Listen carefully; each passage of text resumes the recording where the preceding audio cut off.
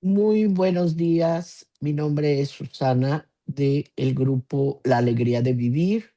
Hoy, miércoles 28 del 2026, el grupo La Alegría de Vivir de Neuróticos Anónimos tiene el honor de tener con nosotros a un invitado especial que nos compartirá este hermoso tema denominado Tres gigantes del alma, heridas del alma. Muchas gracias. Y el terapeuta en adicciones, Héctor Fajardo, es la persona invitada que nos dará el tema. Le agradecemos de antemano su compartimiento. Muchas gracias. Yo me quedo en silencio. Adelante, por favor, Héctor Fajardo, con su tema. ¿Qué tal? Buenos días. ¿Sí me escuchan bien? Sí. Sí, se escucha muy, muy bien. Muchas gracias. Ok. Bueno, aquí una pregunta. ¿Qué se imaginan? Pues, cuando platicamos, ¿por qué quise elegir este tema? ¿Por qué se imaginan que se elegí este tema en este grupo? ¿Por qué creerán? ¿Por qué creen? ¿Alguien tiene alguna idea?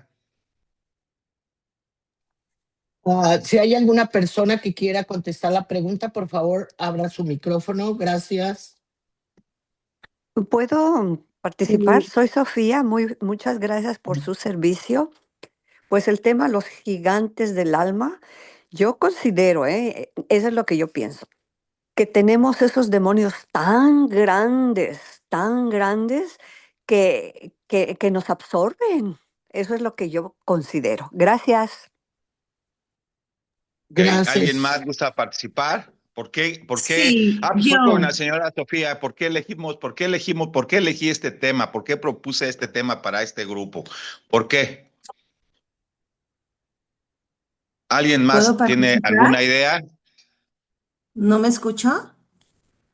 Sí, sí, sí. Gracias. Bueno, pues siento que son precisamente, no solamente nosotros como neuróticos, sino yo creo que todo ser humano se ve enfrentando a estos gigantes como es el odio, resentimiento, la ira.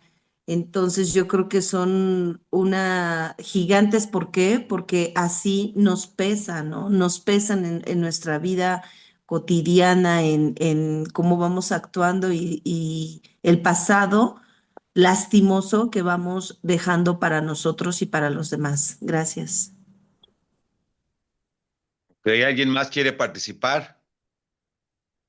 Yo, doctor, buenos días, mi nombre es Ana.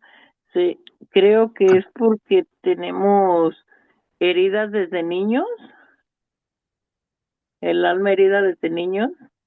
Gracias. Claro, claro. ¿Alguien más?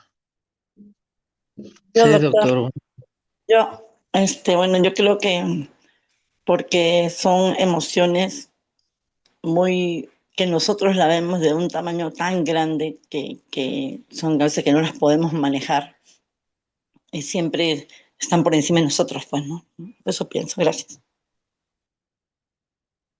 Así es. ¿Alguien más tiene alguna opinión de por qué elegí este tema? Es muy importante para cualquier persona en recuperación, llámese de cualquier género de trabajo, del cómo se trabaja en los 12 pasos, llámese neuróticos anónimos, llámese alcohólicos anónimos, llámese narcóticos anónimos, llámese ludópatas anónimos, llámese adictos a las compras anónimos, llámese asesinos compulsivos anónimos, llámese depresivos anónimos, para cualquier género o corriente donde se trabaja un problema o una patología, es la base primordial, ¿no? Es la base este tema, ¿no? Y el análisis que vamos a hacer ahorita es precisamente esa base. Ustedes están como en el principio de esa base, ¿no? Toda esta parte de emociones de lo que se trabaja en los grupos de neuróticos anónimos, que es lo que comentaron hace ratito en la oración. Entonces, ustedes están como en esta base, ¿no? Esta base a ustedes les sirve, el aprender a cómo manejar las emociones a ustedes les sirve o para crecer, o para dispararse, o para no crecer, para irse al caño, ¿no? Y es precisamente del manejo de estas heridas del alma y de estos tres gigantes del alma. Es el cómo los vamos a manejar, cómo los estamos manejando. Entonces, por eso elegí este tema, porque es parte de su título de Neuróticos Anónimos. De ahí viene la neurosis de estos tres gigantes del alma, ¿no? Por eso elegí este tema. ¿Alguien más quiere compartir que tenga alguna idea del por qué se eligió este tema? Yo, Ajá, mi nombre es Sofía y lo que yo pienso es que al final de cuentas las heridas del alma son cicatrices emocionales causadas por este el rechazo, el abandono, el dolor que no procesamos de niños, y al final de cuentas son esos miedos e inseguridades que el día de hoy nos causan, pues que seguimos viviendo con eso. así Eso es lo es. que puedo decir. Son heridas espirituales que van directamente a la emoción, sí, pero son heridas, las heridas del alma son heridas espirituales. El abandono, el rechazo, que es parte del tema también, son 5 heridas. Abandono, rechazo, humillación, traición e injusticia van directamente al espíritu. No, no, no, no, ya que después convergen en las emociones es otra cosa, pero van directamente a afectar nuestro espíritu, a afectar nuestra alma. Puede haber 1 millón de personas alrededor de mí en Navidad, en Año Nuevo, y yo sentirme solo, tener el dinero que quiera, con la familia que quiero, aceptado, pero yo sentirme solo por dentro, ese vacío que dice, ¿yo qué hago aquí? Entonces, eso no tiene, es parte del cómo identificamos las heridas del alma, que son efectivamente del alma, que después eh, se hacen simbiosis con las emociones, sí, pero principalmente lo que se afecta es el alma, por eso son heridas. Las emociones tú las puedes trabajar y tan tan se acabaron, pero las heridas no. Al rato llega alguien, al rato llega el amor de tu vida y te pone el cuerno y vas a ver cómo sientes el abandono, sientes el rechazo, sientes la traición, sientes la injusticia y te deprimes y te suicidas. Entonces las heridas, tantito que le rasques, vuelve a salir pus, porque son del alma, no son emocionales. Que convergen directamente, hacen simbiosis con las emociones, sí, sí, pero las emociones tú las trabajas en tu grupo de neuróticos y tan tan, pero en 30 años te enamoras y te ponen el cuerno y vas a ver cómo quieres suicidarte, ¿no? O quieres no vivir. Entonces, ¿por qué? Porque te peguen las heridas. No, y ya de ahí, obvio, va directamente a la emoción, ¿no? Entonces, efectivamente, las heridas del alma, el ser humano, en su complejidad, eh, su carácter, ojo, mucha gente confunde el carácter con el temperamento. Dice, llega una persona, hombre o mujer, hazme esto, hazme el otro, así toda pinche neurótica, hazme eso, hazme el otro, hazme el otro, hazme esto, le dice al compañerito, ¿no? O en la escuela, no un maestro, no, hazme esto, o en el trabajo, haz esto, haz lo otro, ¿no? Y todo pinche neurótico y todos decimos, es que tiene mucho carácter, es de carácter, ¿no? No, no, no. Eso se llama temperamento. El carácter es lo que te saca de problemas, ¿no? Va directamente ligado a la resiliencia, es la capacidad nata de solucionar problemas, la capacidad nata de enfrentar la vida, de los chingadazos de la vida, pues. A eso va el carácter. Y a veces hay gente que ni habla y tiene más carácter de la que habla, ¿no? Entonces, por eso la teoría de Darwin, ¿no? La evolución o la especie humana, la única que sobrevive no es la más fuerte, es la más adaptable. Y los que tienen mayor capacidad de adaptación son los resilientes y son los que tienen mayor carácter. Y a veces no se necesita hablar para tener carácter. Entonces, a veces se confunde carácter con temperamento. Entonces, ¿por qué las tres heridas del alma? Porque son cuestiones totalmente, ahí sí pega la herida del abandono, del rechazo, de la humillación, de la traición y de la injusticia. Cuando tú naces y tu papá se está trabajando, obvio que no vas a tener comunicación. Si vienes de una familia disfuncional, pues te vas a decir, pues prefiere su trabajo que a mí. Y desde chiquito ya estamos con nuestros piensachuecos o con nuestros autoengaños. Y desde chiquitos, pues mi papá prefiere mejor, hoy las mamás, ¿no? Que trabajan ahora, ¿no? Se van y no hay comunicación. ¿Qué piensa el hijo? ¿Qué piensa la hija? Ay, mi mamá prefiere a su trabajo que a mí, prefiere del dinero que a mí, prefiere el trabajo que a mí, ¿no? Y como seguramente no tenemos buena comunicación, pues ese piensachueco va gestándose ahí como desde chiquito. Entonces de ahí empieza a nacer la herida del abandono, la herida del rechazo, la herida de la traición y la herida de la injusticia, ¿no? Abandono porque prefiere el trabajo, rechazo porque te está haciendo a un lado por el trabajo, ¿no? La traición porque prefiere al trabajo que a ti, ¿no? Y la injusticia, ¿por qué? ¿No? Si mi vecino, ¿no? O en la tele pasan los pinches anuncios, cabrón, de los Kellogg's, de la familia Choco Crispis, ¿no? Lo en Coca-Cola. Tú ves a la familia comiendo juntos y dices, ¿por qué yo no tengo una familia unida comiendo así? Disfrutando una pinche Coca-Cola.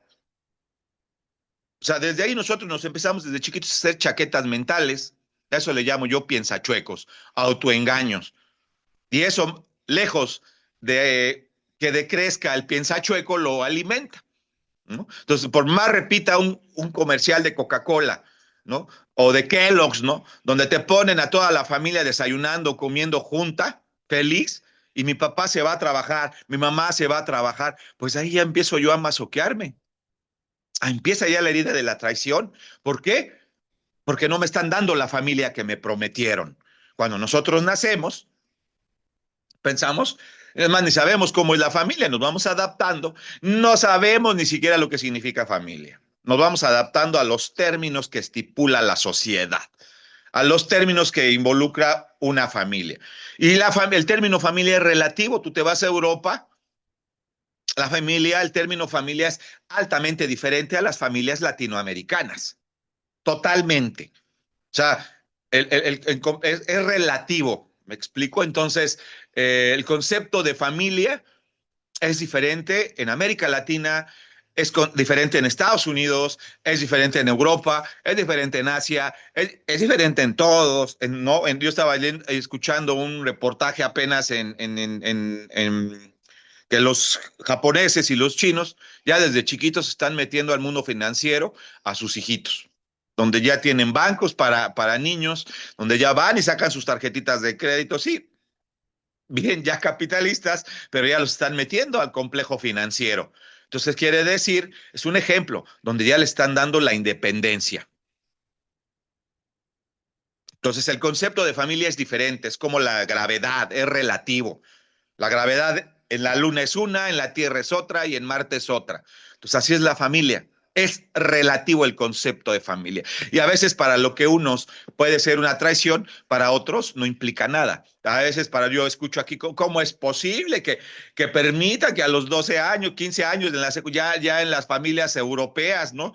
Ya manden a sus hijos a trabajar, dicen familias latinas. ¿Por qué? ¿No? Que no tienen amor, ¿no? Pues una cosa es ser una pinche familia muégano, dependiente, tóxica, porque a veces estamos juntos, pero vivimos como perros y gatos. Uh-huh. Y eso es lo malo de una familia disfuncional del cual venimos todos nosotros. Entonces, el concepto de familia es muy diferente. Entonces, los tres gigantes del alma y las heridas del alma son relativas. Si a veces si te va a una Europa y si la mamá se va a trabajar, pues a lo mejor no querse la herida del abandono, ¿no? A lo mejor no querse, no trabaja la herida de la traición, porque la injusticia, porque me estás prometiendo una familia que no me estás cumpliendo. Papá y mamá comiendo juntos con sus hijitos, ¿no? Eso es lo que nos dice la televisión. Eso es lo que nos dice nuestro entorno. Esa es la parte relativa de las familias latinoamericanas, que a veces son familias muéganos, ¿no? Entonces, ayer estaba viendo un programa donde la abuelita, la tatarabuelita, la tatarabuelita, la tatarabuelita, la abuelita, la abuela, la mamá y la hija tienen el mismo nombre. Y está bien. Es decisión de cada quien, pero es un margen de cómo medimos ese apego a la familia. Por eso se genera la codependencia, por eso se generan las adicciones, porque desde chiquitos nos volvemos dependientes a nuestras propias familias. Y después cuando nos detetan, cuando nos quitan el pinche cordón umbilical, pues andamos buscando quién nos la pague con la pinche neurosis, andamos pensando que la vida es injusta o andamos poniéndonos hasta la madre con cristal, alcohol o mota, ¿no? O nos volvemos adictos al sexo o a las compras, ¿no? Ya dimos el pinche tarjetazo, ¿no? O al jack, ¿no? Como buen ludópata. Entonces, el carácter, que es la capacidad de resiliencia que tiene el ser humano, hombre, mujer, mujer, hombre, ese es el carácter, se compone de tres factores, ¿no? La inteligencia, el enfoque o el entorno sentimental, y ahí es donde trabajan las emociones, y la voluntad. Y todos estos en una persona normal trabajan y convergen y conviven sin éxito, sin autodestrucción emocional, sin autodestrucción en consumo, sin autocastigo. Cuando una persona normal, que conozco personas normales, estos tres componentes del carácter, la inteligencia, la voluntad, ¿no? Y el entorno emocional o sentimental, convergen equitativamente. Saben decir no, saben trazar límites, aplican la inteligencia emocional. Ay, güey, pues si su papá le pega a la mamá, ¿para qué me meto con este güey? Ah, pues si tu papá es alcohólico, drogo, pues ¿para qué me meto con este güey? No. Hay familias con una inteligencia emocional impresionante, que no se meten en problemas. Eso es lo que nos marca la inteligencia emocional. No te metas en problemas, ¿no? Si va retrasada media hora a una cita y te está chingue y chingue, ¿por dónde vienes? ¿Dónde vienes? Se saca su parte obsesiva. ¿Para qué te metes en problemas? ¿No? O sea, eso es la inteligencia emocional. No es sencillamente, no tomes decisiones que te pongan en riesgo. Entonces, la gente normal o que trata de ser normal o más normal que nosotros, tiene buen carácter. Lo deja el novio, lo deja la novia, le llora una semana, 15 días y a la otra ya le dio vuelta la hoja, ¿no? Nosotros, ¿no? Yo tardaron 30 años de mi pinche vida en hacer un duelo con mi primer novia, ¿no? 30 años de mi vida hasta que hice un cuarto y quinto paso para trabajar el por qué mi papá me había preferido el trabajo. Porque se supone que las emociones son temporales y nosotros las hacemos eternas. Los que son más eh, eternas son los sentimientos. Entonces nosotros hacemos una emoción, un sentimiento, cabrón, ¿no? Pasan los años y seguimos resentidos con mi mamá. Pasan los años y seguimos resentidos con mi papá. Entonces, ese es el problema, ¿no? Entonces, el carácter. Carácter es el cómo yo afronto mi realidad, el cómo afronto yo los problemas que me pone la vida, los duelos, las pérdidas, el abandono, el cómo afronto yo mis heridas del alma, ¿no? Yo conozco muchas personas que desde chiquitas se les murió el papá y el mamá a los 8 o 10 años. Se organizaron entre hermanos, se organizaron entre vecinos, empezaron a trabajar, a estudiar y se fijaron metas. Estudiaron, trabajaron. Ni uno consumió drogas, ni uno consumió alcohol, ni uno tuvo problemas depresivos, emocionales. Y ahorita es gente que tiene una estabilidad, porque es resiliente. Porque esa herida de una pérdida de un ser querido ese abandono que sintió, ese rechazo, esa traición. ¿Por qué? Porque Dios no te está prometiendo, no te está cumpliendo lo que te prometió y de ahí nos empezamos a resentir con Dios. ¿Cómo veo a mi compañerito de la escuela que va papá y mamá juntos y yo no? Están muertos. Entonces de ahí empieza a gestarse la traición y la injusticia. Entonces hay gente que la siente y no tiene ganas de deprimirse, nunca tuvo ganas de, al contrario, nunca consumió una gota de alcohol, de droga, de juego, o sea, nada. Se enfocó a una meta, un objetivo claro, metas y objetivos claros, a corto, mediano y largo plazo, y gente que ha tenido mucho éxito. Entonces, cada quien, ¿no? Por ejemplo, cuando pasó lo de la pandemia, ¿no? Te dice, no vas a salir, y ahí sientes todas las heridas, cabrón. ¿Cómo no voy a ver a mi comadrita en el café? Todos tus pinches distractores, ¿no? Que toleraban o que amortiguaban tu enfermedad emocional, que son buenos, no estoy diciendo que sean malos, pero ahí nos dimos cuenta que tal somos dependientes. Sin cines, sin cafeterías, sin teatros, no puedes salir en la pandemia, pues te vuelve loco. El nivel de adicciones creció un 500%, ¿no? La violencia doméstica creció en un 500%. Todas las demandas de violencia doméstica crecieron un 500%. Entonces, no somos capaces de afrontar la vida con resiliencia.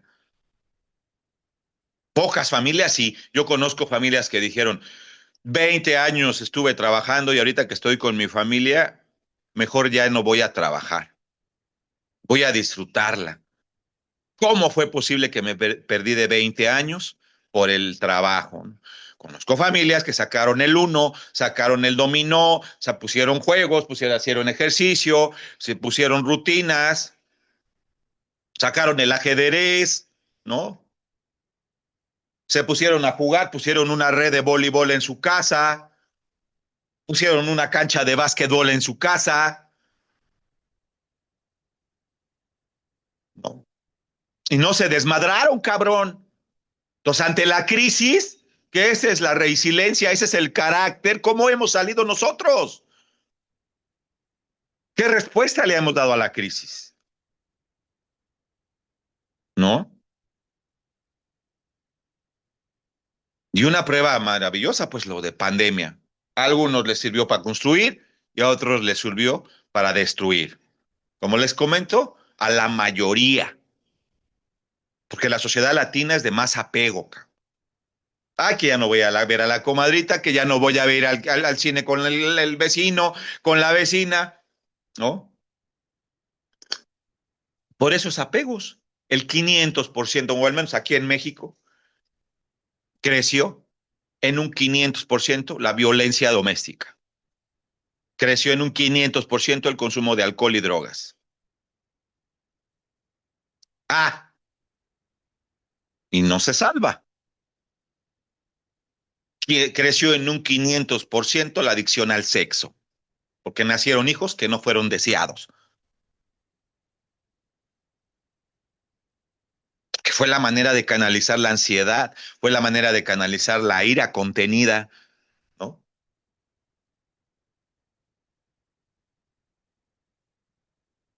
Entonces, hubo muchos abortos después de la pandemia, al menos en la Ciudad de México, sí, por gente que por no supieron, canalizaron la ansiedad en el sexo y lejos de, tuvieron hijos no deseados. Entonces, el carácter es pobre ante ese tipo de respuestas. Cuando te empiezas a autodestruir emocionalmente y físicamente. Y el carácter es muy nutrido cuando una crisis te fortalece. Ya te puse el ejemplo de la pandemia, ¿no? Hay gente que sacó lo mejor de sí y hay gente lo que sacó lo peor de sí. Perdón. Lo mejor de sí mismo y lo peor de sí mismo. Entonces, nos damos cuenta que efectivamente esto tiene que ver con los gigantes del alma. Entonces, el carácter, que es la capacidad de resiliencia, el cómo yo le voy a responder a los chingadazos que me da la vida, la actitud de salir adelante. Entonces, el carácter me lo da. Las emociones, mi manejo emocional de emociones y sentimientos, mi inteligencia, que es cuando va la toma de decisiones, y mi voluntad. Entonces, cuando convergen estos tres en equilibrio, estamos a toda madre.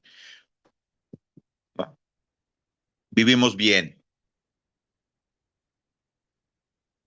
Entonces, a nosotros lo que nos preocupa, pues es el factor emocional. Porque al tenerlo mal, no vamos a tener decisiones inteligentes y nuestra voluntad no va a ser sana. Lo que vamos a hacer va a ser a través de la ira, lo decían, a través del impulso, a través de ser reactivos y no proactivos. Y después estamos, ay, ¿me perdonas? Ya te menté la madre. Ay, ¿me perdonas? Ya te madrié. Ay, ¿me perdonas? Ya me puse hasta el culo de cristal. Ponemos nuestra carita de tontos, cabrón. ¿Me perdonas? ¿Me perdonas? Entonces, eso habla de que no estaban trabajando estos tres factores del carácter del ser humano de manera equilibrada. Predominan las emociones. Le mata la inteligencia y como voluntad o acto, maltratas, humillas, golpeas, sacas tu neurosis, te drogas, te alcoholizas, te deprimes o te euforizas, te pones como loco y ya apenas si vas a cobrar y ya te gastaste la quincena, ¿no? Andamos en emociones en picos. Nosotros no podemos manejar emociones en equilibrio. El enojo lo llevamos a la ira, la tristeza la llevamos a la depresión y la alegría la llevamos a la euforia. Entonces, por eso existen los grupos de neuróticos anónimos. Por eso yo digo que son, para mí, el programa base o para que crezcas o para que tú mismo te sepultes. Es un trabajo emocional. Entonces, nuevamente el carácter del individuo es formado por la convivencia de tres factores. Los factores emocionales y sentimentales es el entorno emocional sentimental, el entorno de inteligencia y la toma de decisiones asertiva y la voluntad. Entonces, ¿qué es lo que voy a hacer? ¿No? Pero a nosotros nos interesa el cómo aprender a manejar el factor emocional para que pensemos antes que actuar y seamos inteligentes y para que lo que hagamos, que es la voluntad, pues no causemos daño y no nos causemos daño. Por eso elegí este tema, porque dentro de las tres heridas del alma, el factor emocional del carácter del ser humano es el que predomina a los otros dos, inteligencia y voluntad. Y los tres gigantes del alma son tres, que son los más destructivos. Uno, dentro del factor emocional, esta literatura de los tres gigantes del alma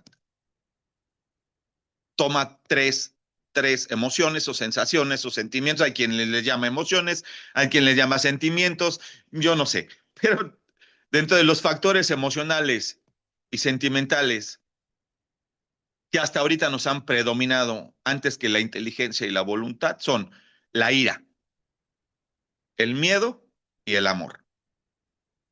Entonces vamos a empezar a trabajar el primerito, que es el miedo. Le llaman el gigante negro, ¿no? Entonces, el miedo es el gigante negro. Creo que pues su mismo nombre lo dice, ¿no? Por eso yo creo que le pusieron el gigante negro, ¿no? Porque pues opaca todo lo que hacemos. Y todos nosotros, todos hemos sentido miedo desde que nacemos. Volvemos a la zona de confort, nos sacan de una pinche zona de confort y nos meten a otra y nos da miedo. Tenemos miedo a lo nuevo, a lo desconocido, al bullying, a la parte física, a todo tenemos miedo. Pero la naturaleza del miedo es cuando nos sacan de una zona de confort. Y la primera zona de confort que nos sacan, pues cualquiera que sea, pues el vientre materno. De una zona muy bonita, donde mi mamita me da todo, donde hasta me limpia la cola, ahí en su vientre. Y desgraciadamente por eso se desarrolla después la codependencia, ¿no? Porque no se corta el cordón umbilical. O tú, hombre, mujer, vas buscando a tu papá y a tu mamá en la cama para que te acaricie o para que te coja sabroso. Y por eso te va mal. Entonces, el primer miedo que tenemos es cuando nacemos. Ese cambio de zona de confort, de esa parte apapachadora, de esa parte donde nosotros no hacemos nada, todo lo hace nuestra mamá. Y después se vuelve patológico. Por eso hay niños rey, hay niños adictos. Y más en las sociedades donde padres y madres trabajadoras que trabajan a través de la culpa, ¿no? Para no sentir culpa, te doy. Ahí está tu iPhone.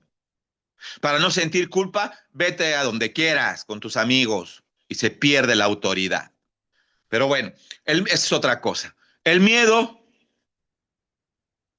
el primer evento donde sentimos miedo es cuando salimos del vientre de nuestra madre. ¿Por qué? Porque es la zonita padre donde todo nos hacía, donde éramos unos inútiles, donde nos daba de comer, donde nos daba, nos limpiaba el pañal, nos limpiaba la caquita. Pues de repente sales y sientes el airecito, ¿no? Sales y sientes el pecho físico de mamá, la ubre. Salimos y sentimos o escuchamos la risa de los doctores o de papá si está ahí filmándote, ¿no? O de tu amante si está ahí filmándote, ¿no? ¿No? O del hermano mayor o la hermana menor o el hermano o la hermana que están filmándote. Escuchamos la risa o la alegría, pues ya es otro ambiente. Entonces, a partir de ahí, empezamos a sentir miedo. Después lloramos, ¿no? Y después ya sentimos popó física en la polita y lloramos, y ya mamá nos cambia ya físicamente hablando. Después tenemos hambre y ya lloramos físicamente hablando y nos damos cuenta de lo que hacíamos adentro del vientre de nuestra madre, ¿no? El cómo mamá corría rápido y nos solucionaba nuestros problemas. Vuelvo, después eso, después se vuelve patológico, ¿no? Por eso están los codependientes y los adictos, ¿no? Ya después ese pinche rescate se vuelve patológico, ¿no? Esa parte de rescatarte, pues nada más esta cierta etapa de la vida, pero después se vuelve patológico, ¿no? Entonces, y desde ahí empezamos a sentir el miedo. Entonces, a grandes rasgos, el miedo se genera como un instinto de supervivencia, pero a nosotros, ¿qué crees? Que nos detiene, nos paraliza. Hay gente que no. El miedo lo eleva, le da resiliencia, le da carácter. Vean la película de la de Disney muy bonita, la de Pixar, la de las emociones. Son películas maravillosas de cómo le damos resiliencia a las emociones. Las dos son deliciosas, las dos películas. Eh, Hay gente que desde pequeña le enseñaron a ser resiliente. Se caía a los 6, 7, 8 años y mamá, la mayoría de las mamás van y lo recogen. Ay, mi amor, ya te raspaste, ¿no? Ya vamos a llevarlo al hospital por los raspones, ¿no? Y hay familias que te ven de lejos, empiezas a llorar, y párate, y le dan la mano, vente, vente. Obvio, es una caída tranquila, ¿no? Pero son solo ese tipo de toma de decisiones que se van evaluando. Entonces yo conozco familias que te caes a los 6, 7, 8 años, te raspas tantito, van, te recogen, lloran más que tú, más pinches dramáticas que tú, ya te quieren llevar al hospital. Y hay familias que no, que dicen, a ver, levántate, tú solito puedes, te doy la mano, y tantito el hijo haciendo el esfuerzo de pararse, como tantito la mamá, o el papá, o el hermano, o la hermana, ayudando a parar al niño que se cayó. Entonces ahí nos están dando herramientas para levantarnos después de un chingadazo. Entonces, el miedo es el gigante negro. Y ante cualquier cambio, cuando nos sacan de una zona de confort, un alcohólico adicto, ¿por qué no por qué no desea internarse para pedir la ayuda? ¿Por qué no pide la ayuda? Porque le da miedo salir de su zona de confort, que es el consumo. Y también, si te deprimes, ¿por qué no pides ayuda? Ya está al final. ¿Por qué? Si ya te chingaste a la mujer, al hombre, ya le pegaste, ya lo madreaste, ya lo insultaste, ¿por qué pides ayuda hasta el final? ¿Por qué después del niño ahogado queremos tapar el pozo? Porque nos da miedo a cambiar, porque nos da miedo a ser felices, porque nos da miedo de salir de esa estructura o de esa burbujita que teníamos que nos dice que es normal.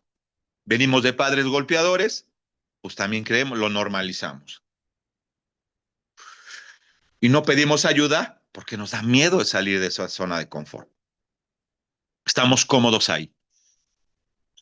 Entonces el miedo es el gigante negro y generalmente sale, brota, cuando en el entorno, en la familia, en el trabajo, la misma vida. Entonces, vamos a poner el ejemplo de la pandemia. Te sacan de tu zona de confort, donde tienes que estar encerrado, donde cierran todos tus distractores y nos da miedo. No sabemos cómo reaccionar. El miedo al abandono, después obvio que es el miedo al abandono, el miedo al rechazo, el miedo a la humillación, que son el miedo a la traición y el miedo a la injusticia, que son las 5 heridas del alma. Ese es el miedo, el gigante negro. Y después viene la ira, que es el gigante rojo. Combinado con el miedo, pues ¿qué creen? Sale el pinche celoso o la celosa. En extremo es el celotípico o la celotípica, que ya es el celo patológico. Entonces, la ira combinada con el miedo en una relación te produce celos, te produce celotipia, te produce inseguridad, te produce desconfianza, te produce ansiedad, te produce angustia, te produce estrés. Esa es la ira y ese es el gigante rojo. La ira acumulada, eh, obvio, que está contenida en factores emocionales. ¿Por qué? Porque no aprendemos a comunicarla. Las 3 reglas de oro de una familia disfuncional de la cual venimos es no confiar, no hablar y no sentir. Y más de una familia donde hay machismo, ¿no? Al menos aquí en México se ha combatido mucho últimamente, pero todavía el machismo predomina. Y lo vemos en los comerciales, ¿no? Todavía ves el comercial de Fabuloso y ves a una mujer trapeando, ¿no? Entonces pueden decir, el entorno. No, pues mi marido lava los calzones de todos. Sí, pero si ven un comercial de Fabuloso donde la mujer lava la casa, lava el piso, o de pinol. Pues ahí se contrapone tu educación. De ahí crece los pensamientos ambiguos, ¿no? ¿Para dónde me voy, no? Y eso genera mucha ansiedad.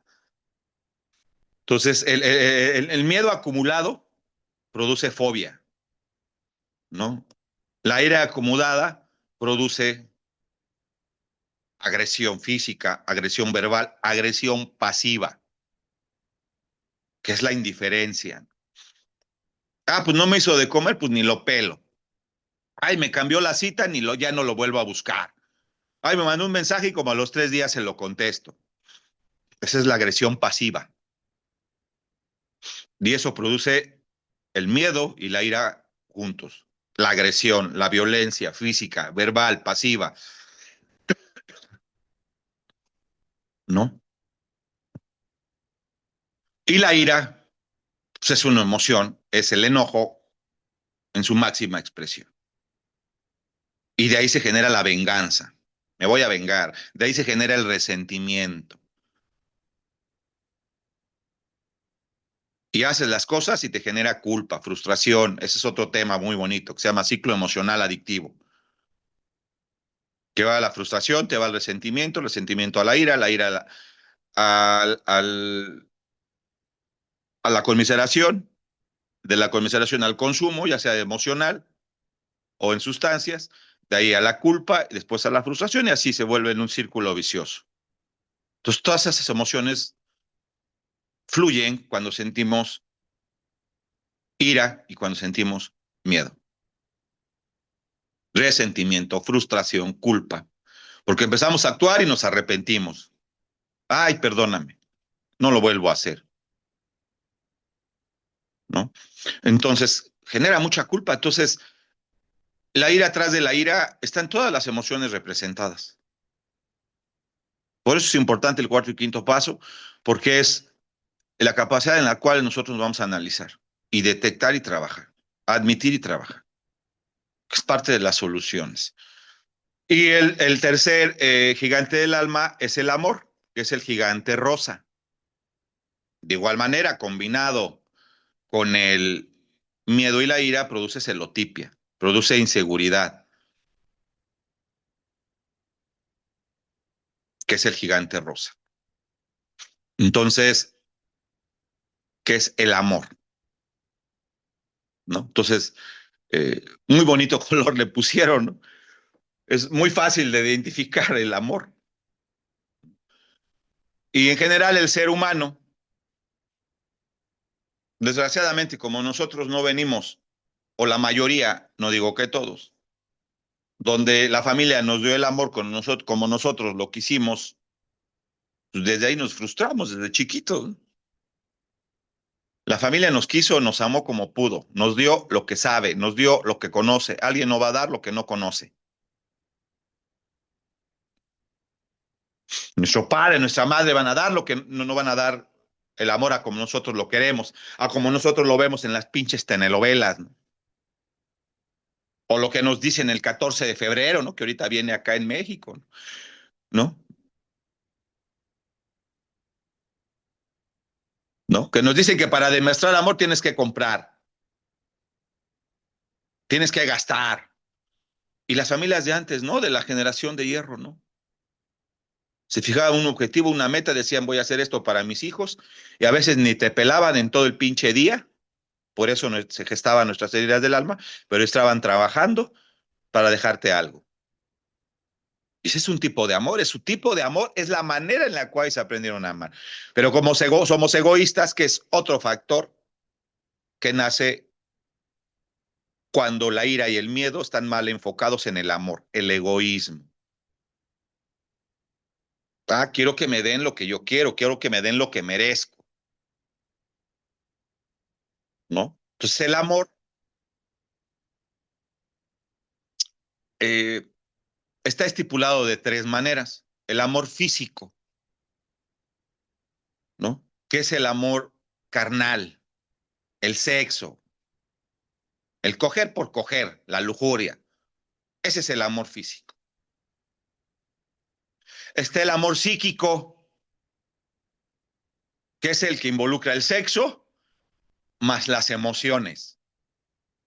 Ya hay un sentimiento, ya te quiero, ya te amo, ya te extraño. Ese es el amor psíquico. Y generalmente, obvio está, pues se da entre parejas. Estos dos, el físico y el psíquico. Pero comento, el psíquico ya involucra el físico, que es el sexual, y ya involucra las emociones. Ya me dio una rosa, ya me abrió la puerta del carro y ya este es el hombre de mi vida, ¿no? Ya me llevó serenata y esta es la mujer de mi vida, ¿no? Entonces ese es el amor psíquico, el que involucra el sexo y los sentimientos y las emociones. Y el tercero, que es el más importante, ¿no? Que es el amor espiritual. Y ese involucra el amor físico, el amor psíquico, pero involucra otro factor,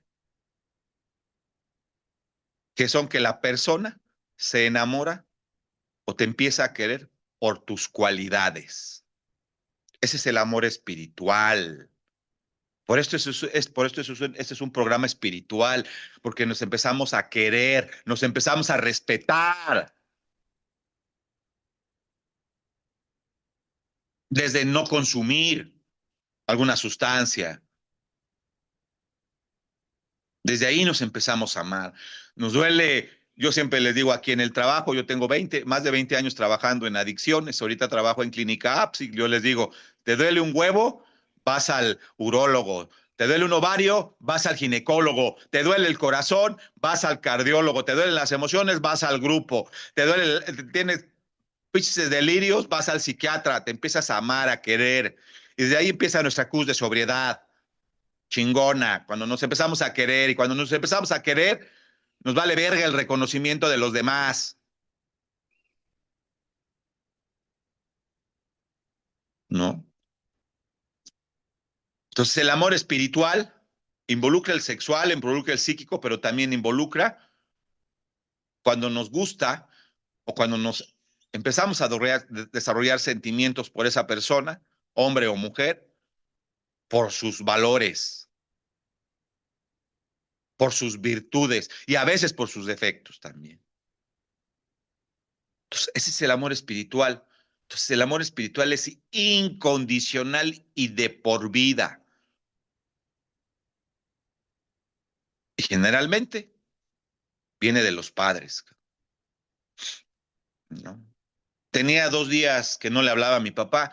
Él está en la Ciudad de México y le hablé ayer y me dice, ¿por qué no me hablas? ¿Cómo estás, hijo? ¿Estás bien? Sí, papá. Ese es el amor espiritual,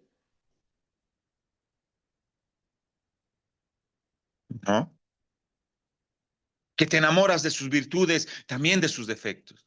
Es válido. No somos, nadie es perfecto. Pero cuando empiezas a ver todas esas cualidades, de que es inteligente, que es proactiva, lejos de sus nalgas, lejos del tamaño de su pene,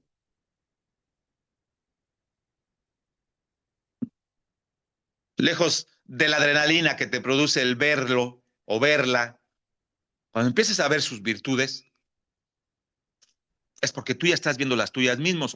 Por eso es un programa espiritual, porque es una manera de vernos, de proyectar nuestra recuperación. Cuando empezamos a ver en una persona sus cualidades y amar también sus virtudes y sus defectos, ese es buen filtro o es una buena medición de que estamos haciendo buen trabajo con nosotros mismos en un grupo de recuperación, porque ya estamos proyectando las cosas buenas y generalmente nosotros como enfermos emocionales es muy difícil que veamos nuestras propias virtudes. Yo acá en el trabajo les pongo, ahí en la institución les pongo un ejemplo, un test, a ver, ponme una lista de tus virtudes y otra de tus defectos.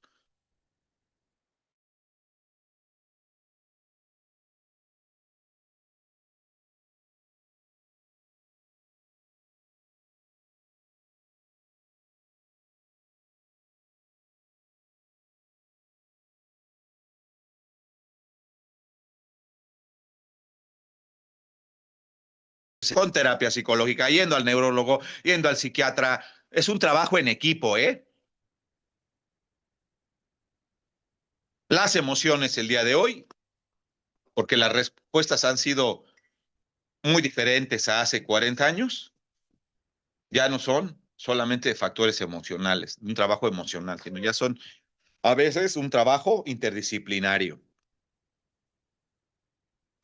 Ahí tuve una paciente hace como 10 años que tenía una infección en las vías urinarias, o sea, en la vagina, porque por la misma adicción no se cuidaba, no se bañaba. Y eso le andaba toda intolerada, toda neurótica, toda iracunda, toda reactiva.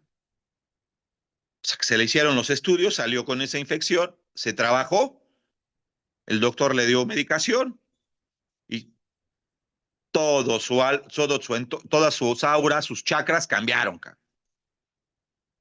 Entonces, un diabético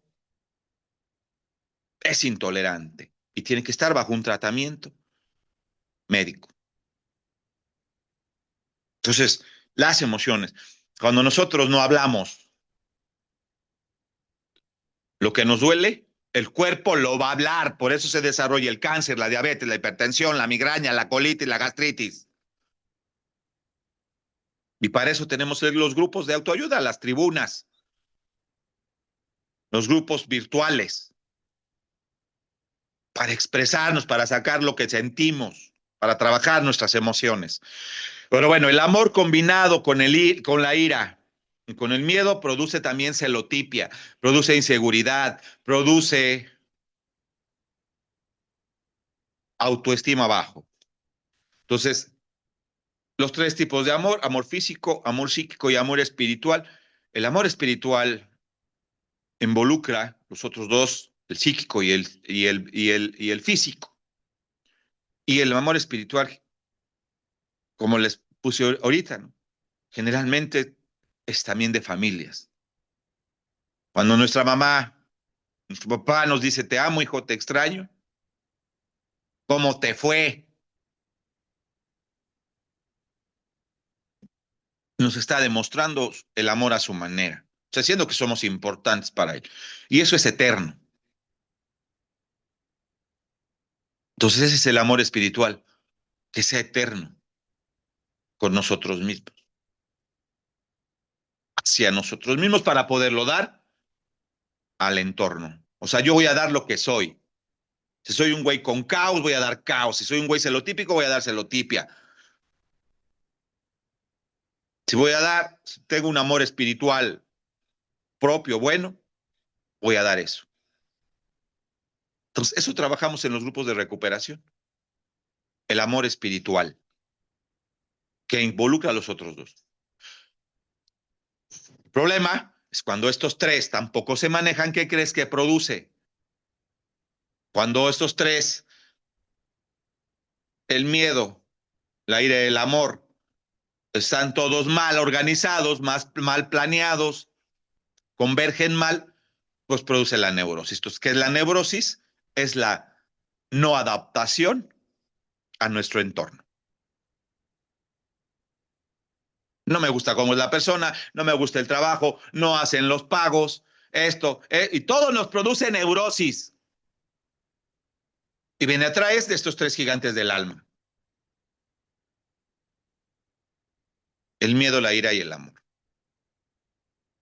Entonces, cuando no convergen sanamente, cuando no se toman decisiones inteligentes, preventivas, solamente vivimos en lo correctivo, no en lo preventivo, produce miedo, produce ira y produce desamor. Nada más vas a tener el amor psíquico, el amor físico, vas a agarrar el sexo como válvula de escape, pero no vas a llegar al amor espiritual. Y todo eso nos produce la neurosis. Que vuelvo al punto, la neurosis es la no adaptación a mi entorno, no adaptación a lo que tengo.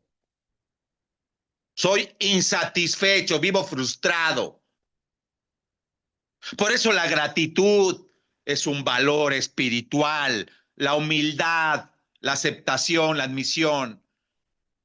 Son valores espirituales, porque trabajan tu alma, la gratitud. Por eso la oración.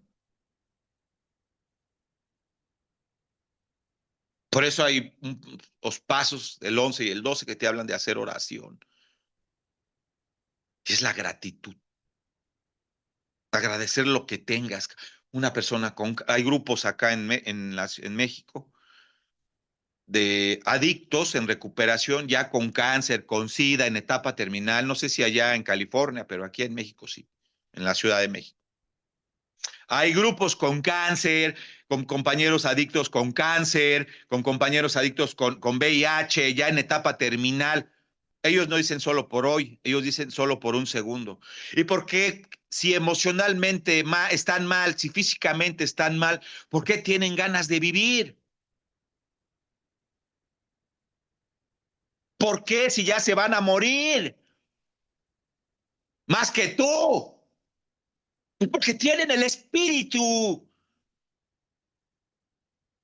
muy fuerte. Están de la chingada físicamente, están de la fregada emocionalmente, pero espiritualmente son poderosos. Los atletas, estos paralímpicos, sin dos pies, sin dos piernas, ¿por qué ganan medallas, güey? Tú estás aquí en un grupo achatando las nalgas, porque estás de la chingada, te quieres suicidar. Porque existen los atletas paralímpicos.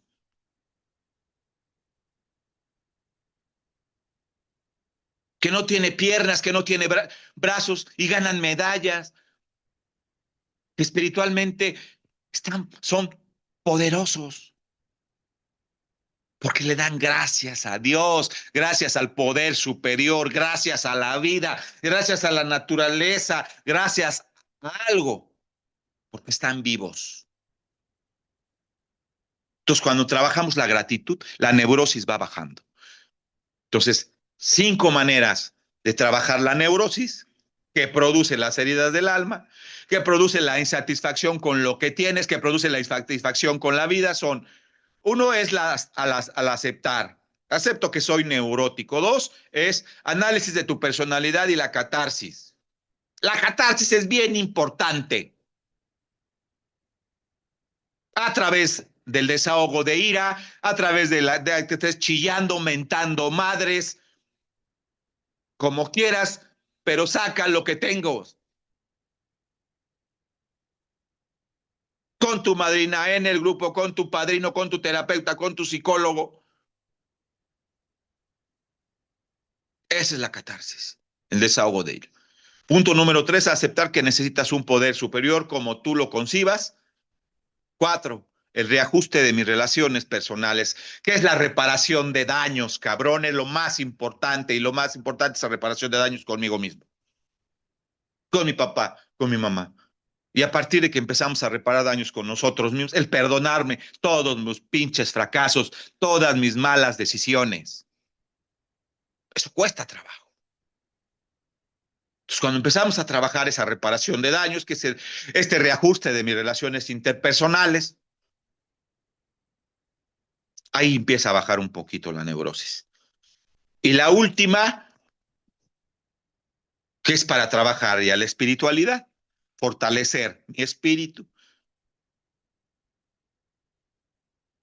Y ese fortalecimiento del espíritu, pues, ¿qué va a ser? Es un blindaje, es una armadura para cualquier... Cuando un factor emocional nos quiere atacar, ¿no? Cuando una pérdida, cuando la reverberación de alguna herida, por alguna pérdida, nos quiere atacar nuestro factor emocional, pues lo más fuerte es la parte espiritual. ¿Y cómo se sella este trabajo espiritual? Ya te lo dije, la neurosis va bajando a través de la reparación del daño, a través del reajuste de tus relaciones interpersonales. Que te pidas perdón, que te abraces, que te apapaches, que vayas al doctor, que no lo dejes para después. que te ames, que te respetes, que no consumas sustancias, que no te dañes, que no te autodestruyas emocionalmente, físicamente.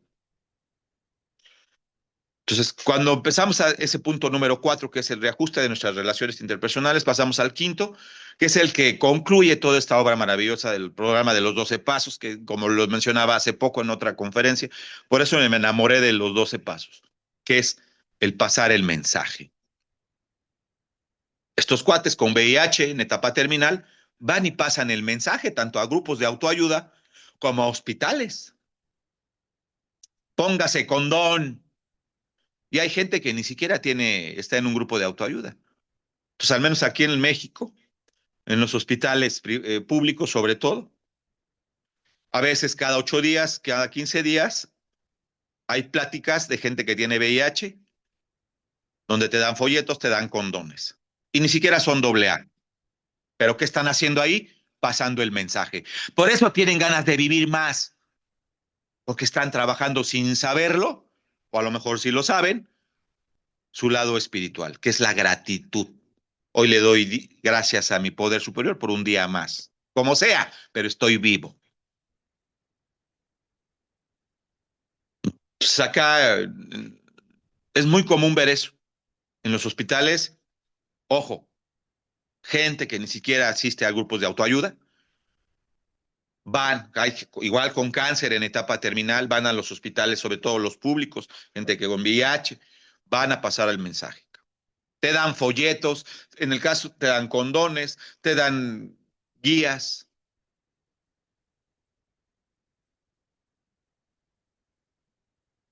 Entonces, esta manera de pasar el mensaje los está fortaleciendo.